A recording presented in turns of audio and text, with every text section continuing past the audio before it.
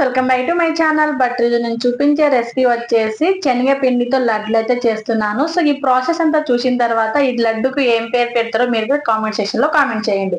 So ఇక్కడైతే చాలా అంటే చాలా టేస్టీగా ఉంటదండి. సింపుల్ గా చేసుకోవచ్చు. పిల్లలు ఉంటే మాత్రం చాలా ఇష్టంగా తింటారు. పిల్లలనే కాదు పెద్దలు కనుక అట్నే తింటారు. అంత టేస్టీగా ఉంటది. సో తప్పకుండా ట్రై చేయండి. ఒక 10 minutes కేటాయించారంటే మనకు ఈ లడ్లు అయితే రెడీ అయిపోతుంది.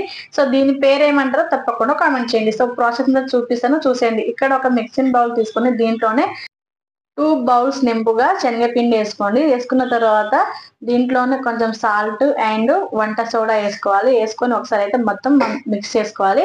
సో మిక్స్ చేసుకున్న తర్వాత దీంట్లో కొన్ని వాటర్ యాడ్ చేసుకుని మనం పిండి మొత్తం నీట్ గా కలుపుకోవాలి.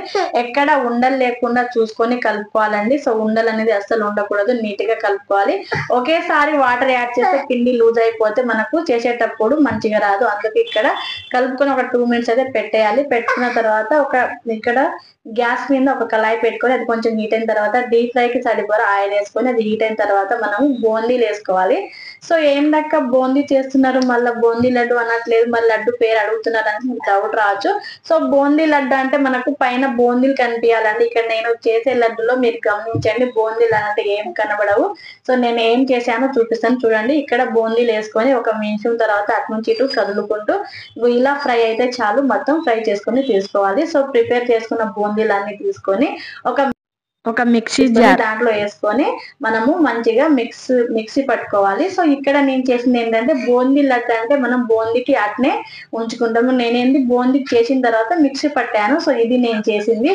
దీనికి ఏం పేరు పెట్టాలో మీరే కామెంట్ చేయండి. సో ఫైనల్ గా ఇలా మొత్తం మిక్సీ పట్టుకున్న తర్వాత ఒక బ్యాన్ ని పెట్టుకొని స్టవ్ మీద అది హీట్ అయిన తర్వాత ఒక 2 tablespoons వరకు మనము నెయ్యి యాడ్ చేసుకోవాలి. నెయ్యి యాడ్ చేసుకున్న తర్వాత దాంట్లోనే జీడిపప్పు వేసుకొని మంచిగా ఫ్రై చేసుకోవాలి. సో ఫ్రై చేసుకుని పక్కకు పెట్టుకోవాలి. సో అదే బ్యానీలో మనము టేస్ట్ కు మనకు స్వీట్ కి తగ్గట్టుగా చూసుకొని షుగర్ యాడ్ చేసుకోవాలి. నేనైతే ఒక బౌల్ నింపుగా వేసుకుంటున్నాను.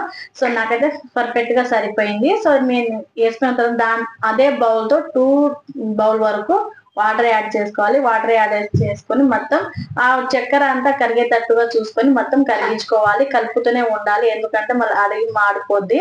సో అది కొంచెం కరిగిన తర్వాత దగ్గర పడ్డ తర్వాత దీంట్లోనే ఇలాచి పౌడర్ గానీ ఇలాచి గానీ వేసుకోండి. సో వేసుకున్న తర్వాత మనం మిక్సీ పట్టినాం కదా బూందీ పౌడర్ అనేది మొత్తం వేసుకొని మొత్తం పాకంలో మొత్తం కలిసేటట్టుగా కలుపుకోవాలి. కలుపుకున్న తర్వాత దీంట్లోనే కొంచెం నెయ్యి యాడ్ చేసుకోవాలి.